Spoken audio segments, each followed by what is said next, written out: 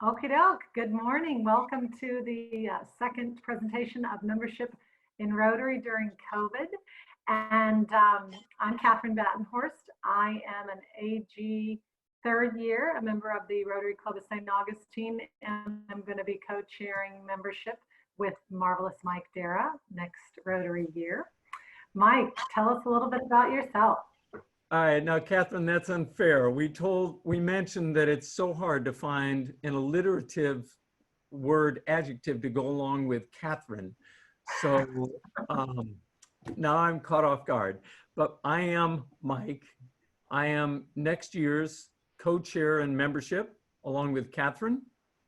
I am also an assistant Rotary coordinator next year for the northern part of Florida, which is a zone position which does the training of the district membership chairs and also speaks to clubs and helps clubs, especially on things like the manual of procedure, anything like that that deals with Rotary overall on a global aspect.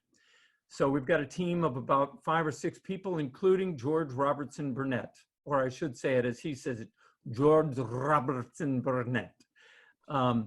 He is the Scotsman that heads us all up. I also, next year, will be past district governor. So there will be many roles next year. Go ahead, Catherine, if you just give us the ground rules on the session today, then we'll jump right into it. Okie dokie, thank you, thank you. So just like previous sessions, we are going to take questions and input. Please use the chat feature and we'll address those comments as we can. And that's a good tool for us to be able to see what each other are saying, as well as record what is going on. Please be aware that your private chat stuff gets recorded also, so just do know that. We'll delete it before we send it out, but a few people might see it. Also, if you have had experience in any of the areas that we're talking about, please add that in the chat, whether it was something that turned out really well or something that wasn't very effective. Please share that with us so that we can all learn from it. All right, I think that's it, Mike. Okay, I'm going to share my presentation, but as I do, I'll see if I can share and talk at the same time. I need to, whoever, Jeff, if you can enable me on sharing. Yep, sorry about that, Mike. It's okay. Let me know when you're ready. You should be enabled. Okay. Jeff is an enabler. That is good to know. Okay. It's going to take me a second here to go to, there we go. Okay.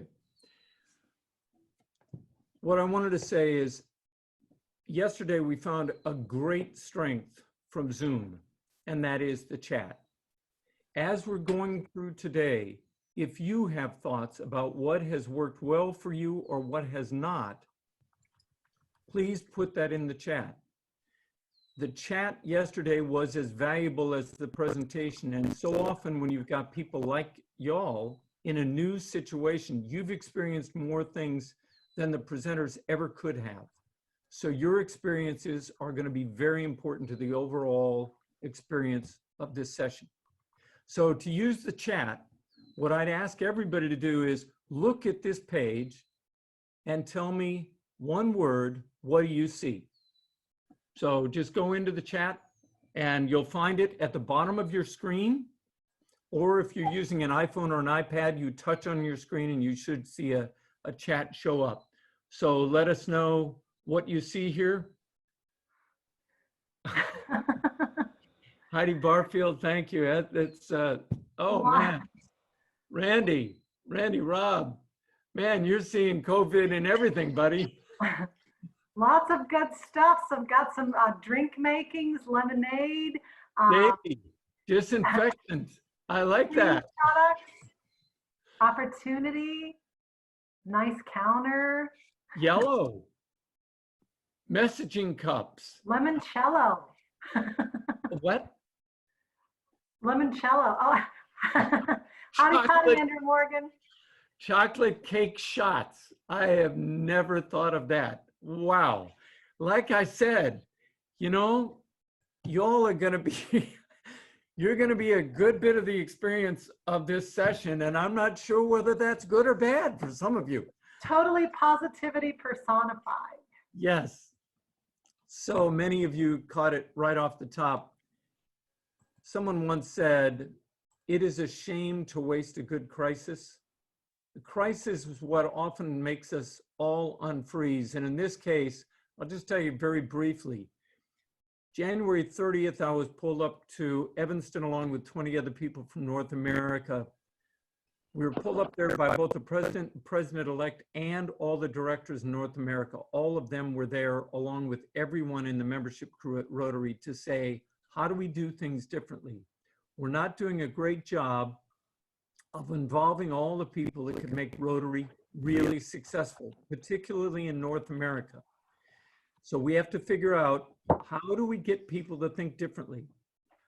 Little did I know that on March 13th, our president would memorialize the fact that everybody has to think about things differently because we suddenly have an emergency and we can't meet the way we normally do.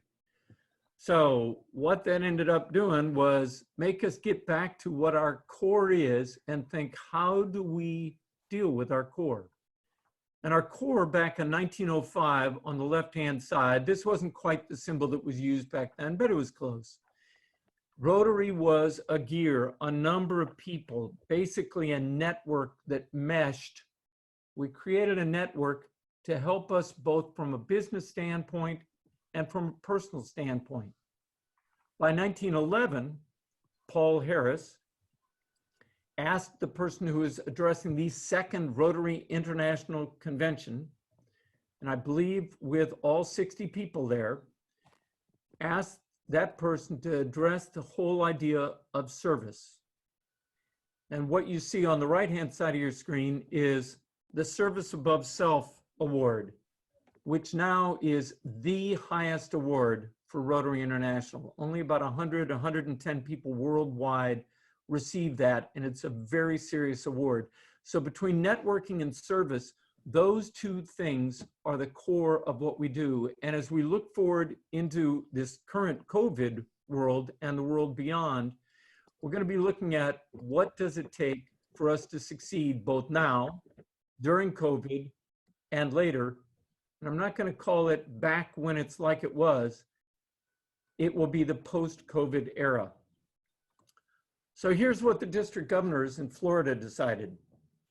We sat down with those the Rotary coordinators that I was talking about, and we talked about what are the three key things that it takes to succeed in today's world. We came up with the District Governor COVID-19 Award to survive and thrive. The three most crucial actions were to meet regularly, look after your family of Rotary with calls or texts or some means, and then finally come up with something. We called it a COVID project, but in reality, not everyone who is harmed has COVID. Many of them simply don't have jobs. So those were the three things, and we sent them to your presidents about a week ago and said, let us know if you have successfully done all these three things. Well, that was interesting, and we talked about those three things in the previous session, the one that happened at 4 o'clock yesterday afternoon. But we also added three other questions that were fill-in-the-blank questions. These three, we defined them a little more. These three crucial actions, we defined them a little bit better, but they're pretty set. We asked three questions, and here are what the three questions were. Does your club have a way to help dedicated members stay in Rotary if they're harmed in the emergency? Can you briefly share the nature of your COVID project? Has your club learned something new during the emergency that you will keep using? We're going to dig into that, and I've already got some preliminary answers from these folks. So here's where your part comes in, where you start adding in. Here's the first one. can you briefly share the nature of your COVID project? A lot of people have asked, what are other clubs doing? Well, this is kind of cool because you're getting clubs that stretch all the way from Gainesville to Tampa to Miami to Jacksonville. And here's what the preliminary brush was. And many of these come from our own district. I got to tell you, you all were jumping on it pretty quickly. Here are 3 general areas: seniors in lockdown, medical, and then helping the homeless, the hungry, and the hurting. And those hurting are the ones that when it gets down to the economy, that's what we mean by the hurting. So seniors in lockdown. One club, I'll run through these fast, has sent 500 cards now to those folks that are locked down. And if you don't know what I mean by lockdown, I mean literally a friend of mine that I visited last Saturday, sitting outside her window, 10 feet away. I pity the folks that are on the 2nd floor. They are in their room and they're not coming out. So they are pretty well thrown there because the fatality rates for their age and for their other factors that they've got going on in their life with their health issues, they are at extreme risk if they get exposed to the virus. Another club, one of our own, sent magazines, bought 70 magazines for the senior living area near them for the 70 people, and gave them to the senior center and said, can you distribute these? And I'd love to see who battled it out for the most recent version of Southern Living. I think that might have been interesting to see the arm wrestling going on with that. Handwritten notes. That also went along with the magazines from eBay. Puzzles. Skype and Zoom meetings. Figuring out how to teach the folks there to use Skype or Zoom so they can reach out. I will mention this to Rotary clubs. Somebody yesterday mentioned, how about if we let senior centers know that their members are welcome on our Zoom calls? Just an idea, but I thought it was pretty cool. That showed up in the chat while we were in the call. So I'm gonna, at the end of this page, I'm gonna ask Catherine just to run over what some of those interesting ideas were. Medical. So many of our restaurants are closed or are only doing takeout. And from what I understand, volume is down as much as 70% at restaurants. So the folks that we've depended on to make our Rotary meetings really special, those folks are sitting at home with nothing to do. So some of the Rotary clubs have asked their restaurants to cook for the hospitals and first responders. They've also donated masks and gowns. Now that's an interesting one, but they found a way to figure out where those things are needed.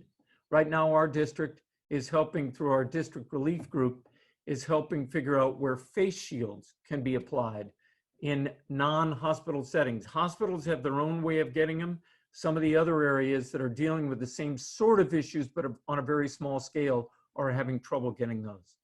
Shepherd's Hope, which is an organization that buys medical gear. I don't know much about that, but one of them's using it. One of them is actually buying a ventilator, which is a pretty pricey thing. Ronald McDonald House, I hadn't realized this. The Ronald McDonald houses, many of them have closed their doors so that the people who are in there are protected from COVID, and the people that are coming in have to arrange for their own meals and their own lodging. So the Rotary Club is helping them. Pressure washing playgrounds, that one popped up as well. I found that one interesting. So here's the one that we get a lot of. Helping the homeless, hungry, and the hurting. Food to the food banks. From what I understand, the food banks are taxed incredibly heavily, and lines are long, and the food banks are frankly running out of food. And the tough part is, much of the food that went to the Disneys and so much of our restaurants, those are packaged differently. They're not packaged for individual use. So we'll get into that in a second about repackaging, how some clubs have found a way to help, particularly here in Florida, where so much of our food is fresh food going to those restaurants. They figured out how to, I'm jumping down to the bottom of this one, to buy that fresh food, repackage it, and then do a local produce giveaway. But back up to the top, the food to the sheriff in one county is really tied in our case, in my club, our school that we mentor was tied in and knew which families were without food very soon after the emergency started. A Publix gift card for unemployed. A couple of clubs now that I've heard from have figured out that once again, their servers have no money. So they're giving gift cards to their servers, they're giving checks to them, or they're just finding out who's unemployed nearby or in the city, and they're giving them Publix gift cards. An event at their club's restaurant. The Rotary Club teamed up with their restaurant to come up with Takeout Day. And it was basically a big party, well, actually more like a big parade where people lined up, reserved a meal. Many of them got family style meals and did a takeout to help support their restaurant. Housing and food for displaced UNF students. Students that were left behind couldn't go home, and now in some cases don't have the housing that they were expecting or don't have the food that they expected. Student laptops and internets, depending on your city. I know that my niece got an iPad. It was a second generation iPad, and she was at the bottom of the list. Now, it so happens that her family is relatively wealthy, so they went out and got her a new iPad. A lot of kids who are getting these aren't getting the new iPads. So that was another thing that people were doing. They teamed up with their schools to do that. I mentioned the buy and repackage, and here is the Pièce de Résistance, the DeBerry Club. I don't know how they landed this, but they had a whole bunch of toilet paper. They arranged for a toilet paper giveaway, and this club of 30, 35 people managed to get 4 different media stations to show up and distribute the information out through the networks and let people know that there is a toilet paper giveaway that is going on, and they had a huge response. And they also got the Rotary name out there so people realized we're not only out in the community out there, but we're helping clean up and make things happen. So with those, I'll turn this back to Catherine. Catherine on the chat, any ideas? Yes, Mike, tons and tons of ideas. I've been just kind of taking pictures of them because they are scrolling through. I'll just, there's a virtual wine pairing that raises funds for local food pantry. Amelia Island Sunrise is distributing food to the homebound every Thursday. Let's see, one club says they set up a disaster fund and have had monies funded each quarter, $25 per quarter for the last year. Been using that to help local small business clients. Gave the lunch money that they usually use to pay for meals and gave that to the employees that waited on them at the Holiday Inn. That was Teresa. All sorts of neat things. The Rotary Club of Orange Park, with the help of Noni Larson, delivered breakfast to hospital employees. Robert with Amelia Island said they do a Tuesday takeout to assist local restaurants who are still serving all sorts of really awesome things. Hastings is helping with Epicure, which does mobile food delivery, all sorts of stuff. Okay. Yeah. So let me ask you this. If you want to receive a copy of the chat, or if you want to receive a copy of the slides, and by the way, all the little images on the slides will be stripped off just for your own knowledge. I grabbed these fast. I'm not real sure we have the rights to these. So as soon as we finish this presentation, all those are coming off.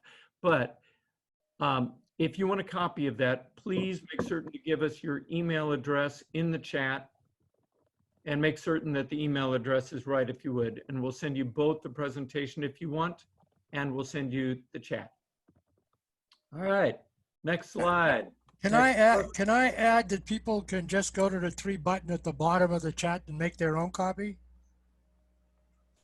Oh, See, there's 3 buttons at the end of the chat. We're at the bottom where the 3, if you click on those 3 buttons, you can manage the meeting window. You can actually save that whole chat and it'll be there. It says the choices are save chat or merge the meeting window. So if you well, click on the 3 buttons, you can save the whole chat and it'll be there for you as a text when the meeting finishes, especially if you're erasing it after you leave. Over and out, cool. Bob Simon on Amelia Island. All I right. Thank do you, this Bob. professionally 10 times a day in my All right. use this chat. Very helpful. We may have lost one of our chats from yesterday, which we're learning as we go along. So folks, that's another tip. Thanks, Bob. So I'm clicking on this. There we go. So do you have a way to help dedicated members stay in Rotary if they're harmed in the emergency? Reality is right now, I'm trying to think what I just saw. We had another 4.4 million or so join the unemployed roll. So we're somewhere near 30 million unemployed. I'm trying to remember what that makes our right now instantaneous unemployment rate, not the average for last month, but it's serious. And even those who are employed are having difficult times. So here are the realities, the economic realities per year. District and RI dues. District dues are 40, 45 bucks per year. RI dues are 80, 85 bucks per year, and that includes the magazine. So all told, it's about 10 bucks a month. The rest of what your dues are what your club needs, either to pay for food or administrative expenses, and there certainly are those. So there are needs to cover those costs, but many clubs, here are what they've talked about so far that we've seen. Some clubs have a fund to cover people that get into trouble. Some are working on membership options. For example, some have gone to, and they anticipate keeping this, as they come out of this, that you can have a food or no food option when you go to a club. Some have modified the dues for everyone. They have eliminated prepaid meals. They charge only dues and any Rotary Foundation charges that somebody has said, I want to pay for, especially sustaining membership. I want to pay for my sustaining membership there with the Rotary Foundation. Some have actually taken this opportunity since March, since we had dues in March that didn't go to food, and they put that toward future dues costs for people who have run into problems. Some will extend the deadline to pay on July 1st. So when the dues come July 1st, they have said the club will swallow that and work it out with someone whether they can pay it sometime in the future or not. And then this is the other critical part. The board's reaching out to members individually to find out if there are any problems. And that fits with what we talked about on the 3 key things to being successful: reaching out and having, whether it's a telephone tree or some other mechanism, to reach out to everyone and have that personal conversation, and do it regularly to make certain, number 1, they're okay and their family's okay from a health standpoint, and number 2, their job and the things that support their family are also okay. So addressing with the board, let me, gotta move something here. Oh, some said we're addressing this with the board next meeting. Some said there that people can pay their dues in installments. There's also a Beaver Toyota scholarship in one club, where Beaver Toyota is helping sponsor people that otherwise couldn't be in the club, but they want them in the club because they bring quite a bit to it. Another one has a local business scholarship, and the business will pay for someone to be in the club without paying anything in exchange for a service commitment. Meals now optional, dues are now 60% less. That's also similar to something that was listed before. Here's one that Orange Park did. Back in 2018, Orange Park had perfect foresight, and they realized the COVID epidemic was going to begin starting in November the year after, in 2019. So they started a family fund, $25 from each member, so that any member that got into an emergency situation would be covered. Now, how they knew COVID was coming a year and a half in advance, I don't know if we've got anybody from Orange Park, but I would like for you to let me know what my next stock picks should be, please. Don't put that in the chat, just call them. Then paid lunch vendor food cost to support the servers. Some clubs have actually taken their normal and they've kept on paying for their restaurant meals. And one has taken half that money and given it to the restaurant and taken the other half and given it directly to their normal servers. There have been a number of things like that. So, Catherine, anything on here about what folks are doing to help members? And the reason I say this about helping members, I was on the verge of losing my job, and I talked to the YMCA at the time. I'd helped the YMCA raise money for something like this. And I said, I never anticipated that I would have to tell you that I'm probably losing my job. And their comment was, Mike, you need us more than you have ever needed us before. You need the friendship and you need the way to blow off steam. You've got to find a way to get out of your head when these bad things are going on.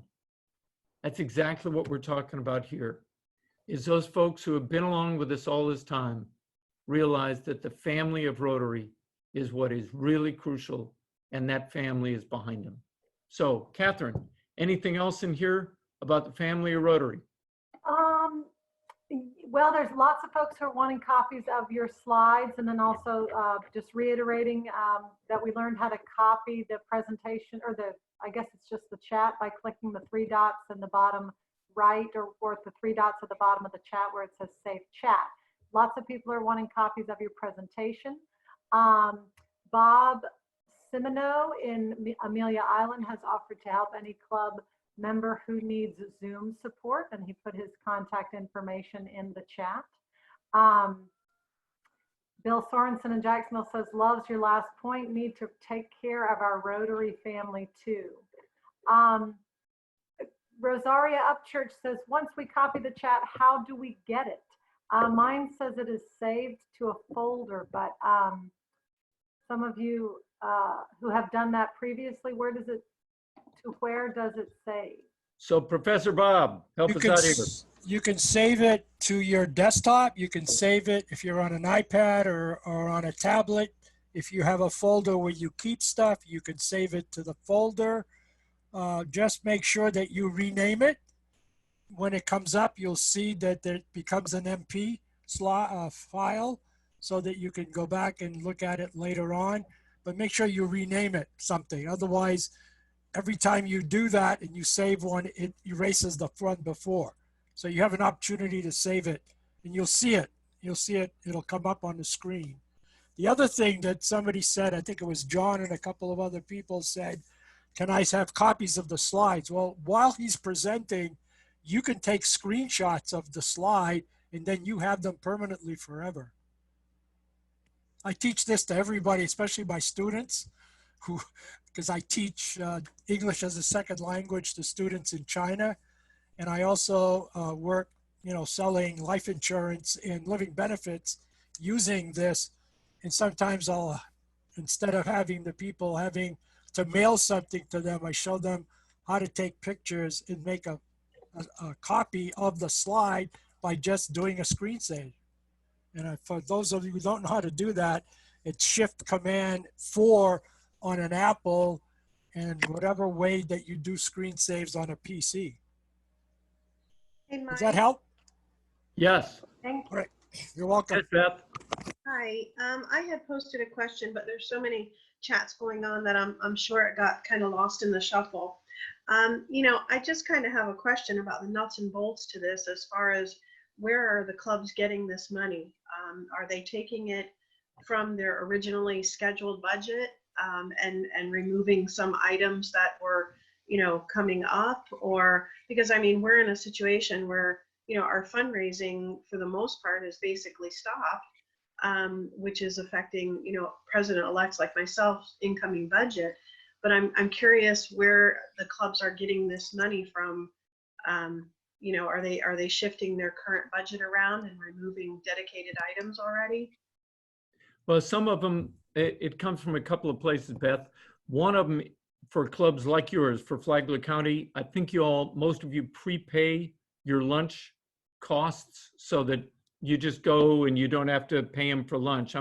Is yours like that? No, we've actually cut the lunch expenses out. We're just still doing Paul Harris and just the dues. Okay. Yeah. All right. So if that's the case, some have found that they have saved well, for those that have prepaid for lunch, that they've gotten with the members and said, if you need this back, let us know. If you don't, then we will use it for these purposes. So they've specified whether it's fundraising purposes, whether it's setting up a fund to support those Rotarians you just don't want to lose. Right. The other way that folks have done it is, now that we're not traveling or anything like that, sometimes administrative costs do drop down. True. So if there is a budget category that gets helped by this, I know on the district, we're looking at, is there some way we can help? So we're looking at all the costs to figure that out, but we don't know that until we've gone back to the members on the district and asked them, is this acceptable if we do this? So it's the same thing with your club. Thank you. Okay. Mike, Yes. Bob Semino again. If you finished with the slides, if you want to go back to the first one, anybody wants to capture the slides, just put them one after another, give a couple of seconds. They can take screenshots and they have all your slides. Save you the Okay, trouble having to send 1,000 people slides. It's my Well, suggestion, whoever's in charge of moving the slides back and forth, go back to the first one, wait a couple of seconds, and just go one after the other, and people can take screenshots. okay, I'll do that right there, right at the end, when we've got time for people to ask questions here. And then that way we'll have more time for people to figure it out. So next slide. Has your club learned something new during the emergency that you'll keep using? This was, in my mind, the most important thing. If we end up as clubs not doing anything different after the COVID time or the post-COVID time, we really will have missed an opportunity. So here are what some folks have done, and I divided them into Zoom on one side and other on the other side. Zoom, online socials. Online socials are kind of tricky. You need to make certain that everybody gets to be social and everybody gets to talk. Otherwise, it's like a 50-person party line, which I got to experience, but I was probably one of the last to experience a party line. It gets kind of busy with so many voices trying to get the one channel of communication, but they can be fun. One Zoom per month. Money saved goes to the foundation. Zoom board and committee meetings.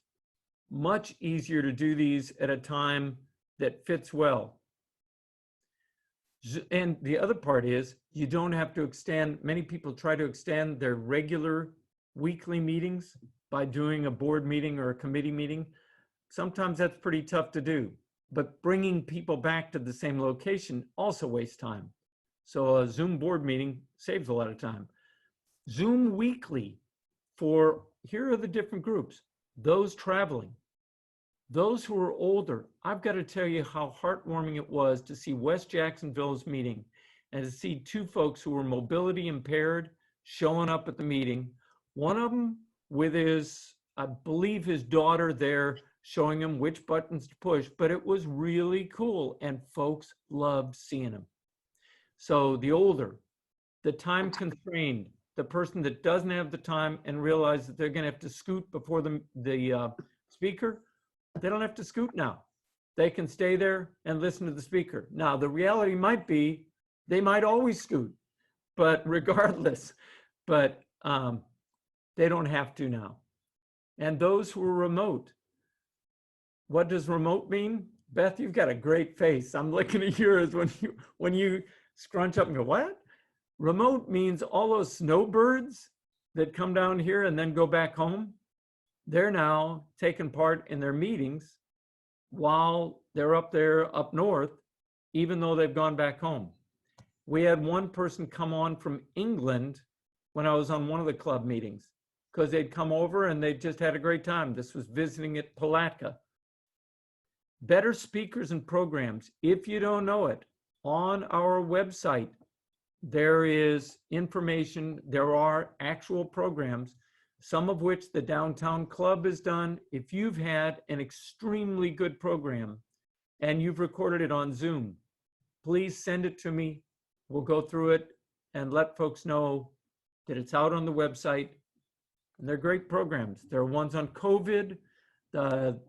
This last week, the Downtown Jacksonville Club had one with the president, chair, and CEO of McCormick Spice. And McCormick has 115 different plants across the world, one of which is in Wuhan. Guess what? Their life has been really interesting. And their challenge has been, how do you keep all your plants open? Because their plants are crucial to all the food that is made in the United States. So it was an interesting 20 minutes. So talking about other areas, scavenger hunt, win a prize with the most answers. Not only have the answer of how they did the scavenger hunt, but people are sitting in front of their computers, not sure if they did it right then or if they did it in the second way. Did you know a game on SurveyMonkey where they send out little known facts about a member and then say, who do you think it is? And they give them 4 different choices. And then the winner is announced either in their newsletter or at the next Zoomcast. One club has got a traditional meeting that they're planning to have in the future, then service meeting the next week, a social the next week, and then a Zoom meeting so that they can catch a number of different folks. A private Facebook group. And here's one that is, we discussed it quite a bit yesterday, a Rotary Family Committee. The member phone tree, which is very little used in DACDB, there is a phone tree that uses your committee structures, and you can create a phone tree from DACDB. But I'll offer you this. When we said with the district governors, there are 3 critical things, and one of these is making positive contact with people and hearing how they're doing. The other crucial part of that is, how do you assure that when I have asked Jeff Michaelman to contact his 7 people, that he did it and he got positive contact? Doing that every 2 weeks is a challenge. So if anybody has ideas on that, please let us know. Things that have worked for you, please let us know in the chat. So Catherine, anything here in the chat? Yes, lots of things about meeting virtually. It's more flexible for people who are working, possibly keep members, like you said, who have moved away. The flexibility, it just offers a lot of flexibility. There's a comment, we're kind of all e-clubs now. We can check in with past exchange students and get updates from them. There's information about how to do the Zoom room view so you can see everybody. Marilee Walsh says that David Stovall attended their meeting on Tuesday. Bill Hammock said Sylvia Whitlock was their main speaker this week, and Heidi Barfield said they had a great speaker from who owns an orphanage in Costa Rica. She was very good. Taja Alexander from St. Augustine gives information on how to do the screenshot from your HP laptop or desktop if you're not an Apple person. So that's over in the chat. Jenny Van Hart from Gainesville is talking about how they have a Rotary Family Committee. a spreadsheet that tracks every member and when the last time a board member actually spoke to that person.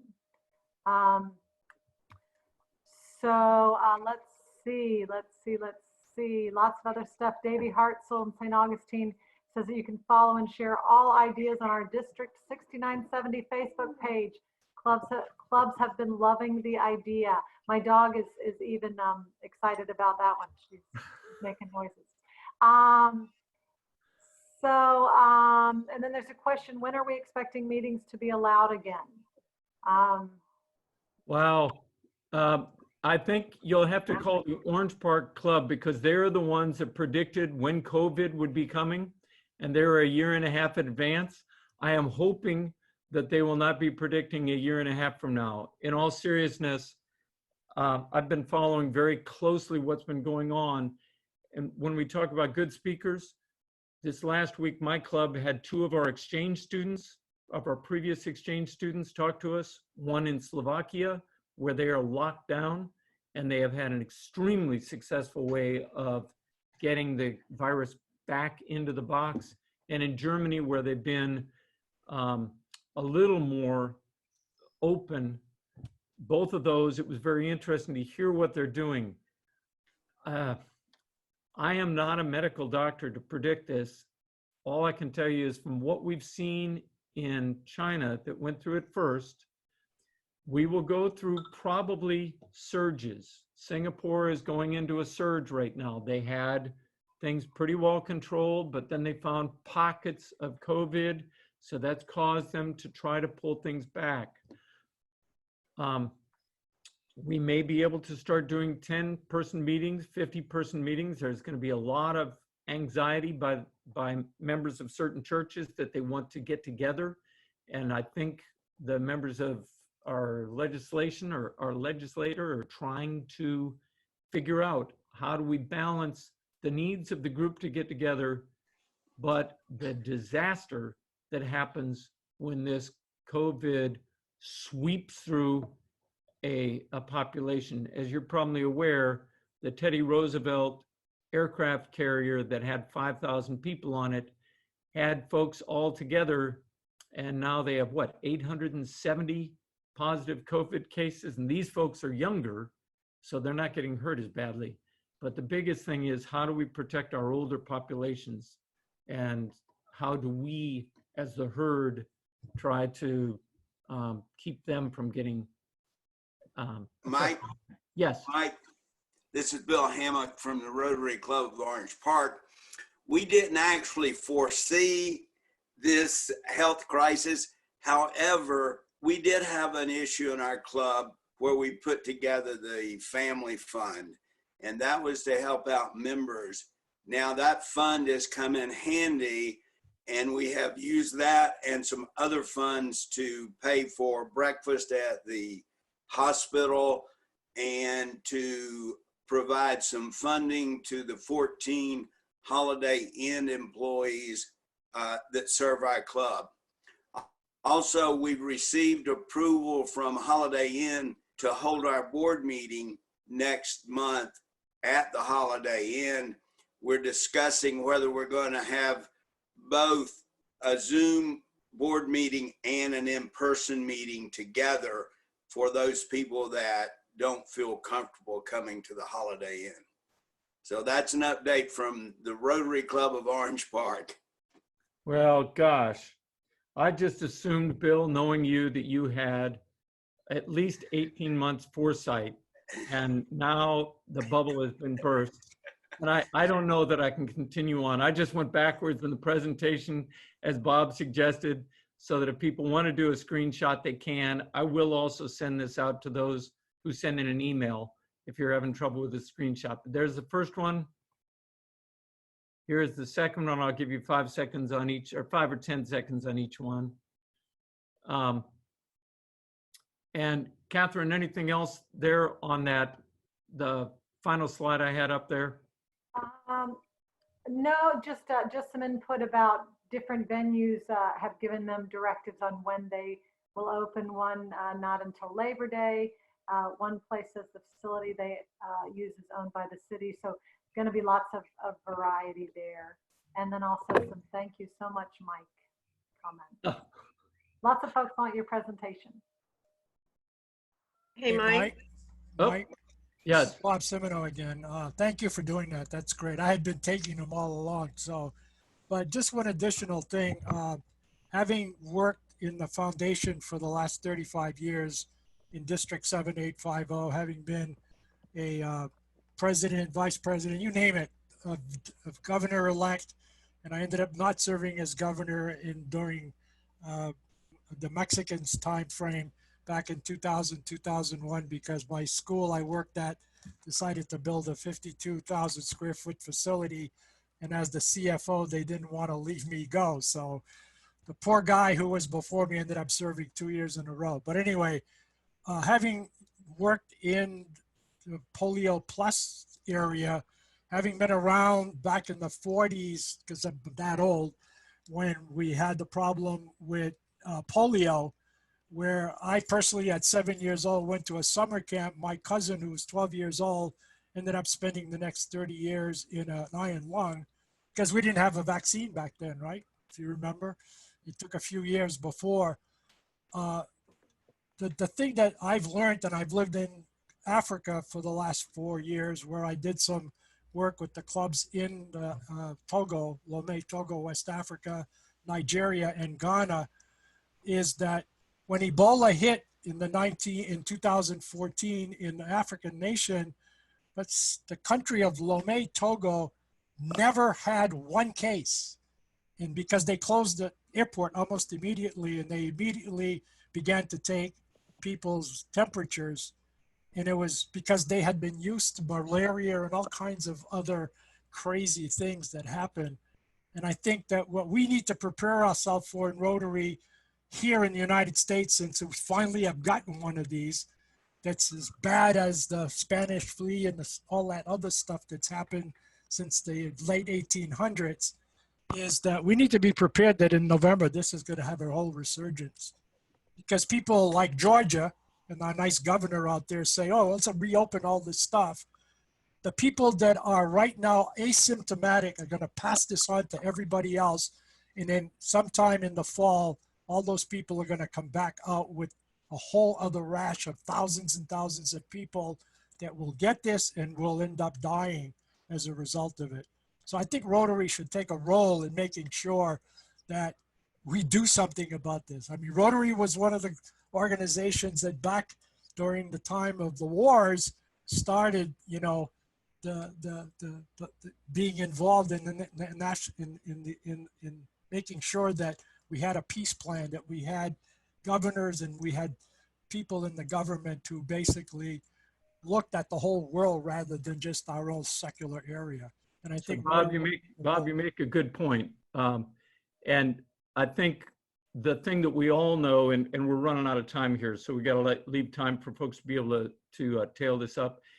The thing that I am very aware of, and I probably spend a couple hours every day trying to find what the facts are. The facts are not clear about how it's passed, about the asymptomatic. I mean, every day we're getting more information that puts us just a little closer to knowing how to deal with this monster. But I think what we're going to find is we're going to find varying approaches to this, and some are going to end up possibly harming the economy more than another approach, and another approach may harm a certain segment of the community very badly in that area. We'll just see.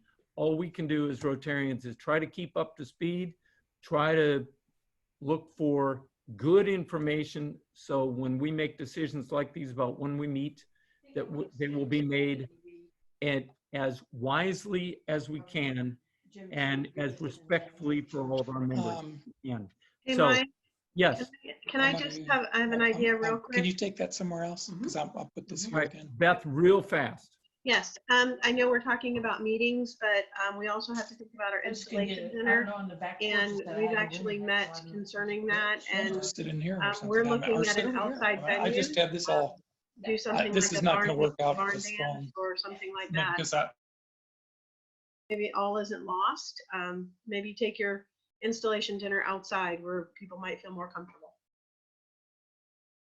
That is an and type solution instead of an or. It's a one that may come up with the best, like I said, the best information that says, yep, let's do it.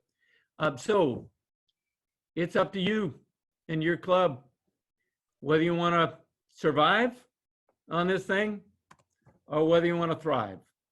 So I figured when you're doing a presentation, if you can involve kittens and kids, you know, that's the best thing to do. Is that But- you as a child, Mike, with your little bow tie and glasses? You're Close, close, but I was never that clean. I always had something. So anyway, thank you all so much for being involved.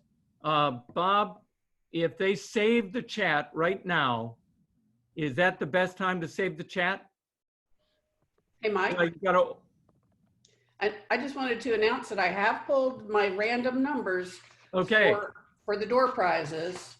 And I'll be passing those along to Marie. So the more, Sorry, I'm on two more different sessions you're meetings. the more so, chances you have to win. What's And going on check your next year? email later today to find out if you have won a $25 gift card to the restaurant of your choice.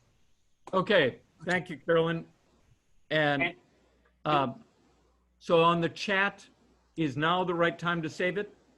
Yes, it is. Okay, so hit the chat button if you want to Okay. save it. And say I'm going to save. do that. Let me answer a question that the next session is going to be B4 and Dean Scott talking about awards. Thanks, Jeff. You won't want to miss it. Thank you all. Thanks, guys. It was a great presentation. Thanks.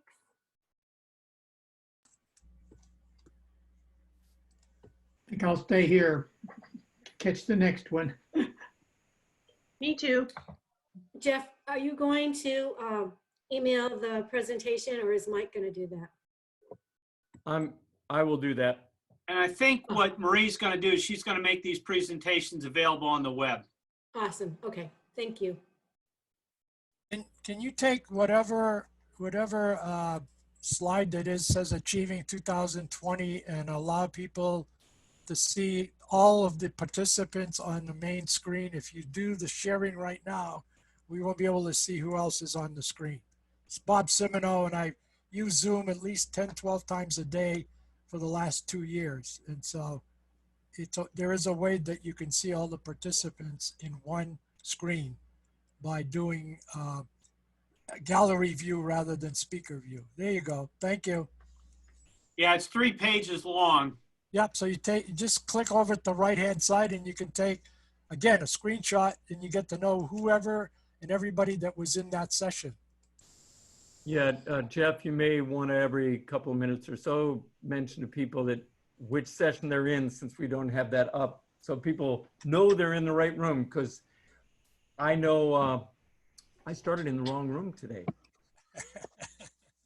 And I'm very grateful that they had something up there that helped me realize I am not in the right place. Well, Mike, you're very versatile. We've had you in all 3 rooms over these 2 days. So everything is as usual, just you're disorganized in your own home this time. So you're wanting to see all the piles of paper I have around here? Yeah.